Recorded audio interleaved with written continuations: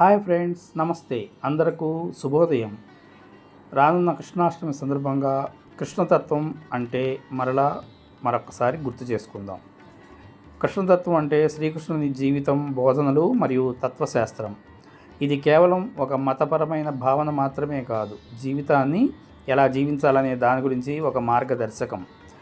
కృష్ణతత్వం అంటే భగవంతుడు అన్నిటిలోనూ ఉన్నాడని, ప్రేమ, కరుణ మరియు నిస్వార్థ సేవ ద్వారా జీవితాన్ని అర్థం చేసుకోవచ్చని తెలుసుకోవటం.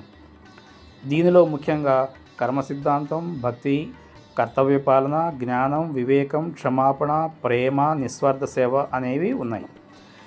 కృష్ణతత్వం అనేది ఒక వ్యక్తి జీవితంలో ఎదురయ్యే సవాళ్లను ఎదుర్కొని సంతోషంగా జీవించడానికి ఒక మార్గదర్శి. ఇది ఒక ధర్మం, కర్మ, భక్తి మరియు జ్ఞానం యొక్క ప్రాధాన్యతను నొక్కి చెబుతోంది.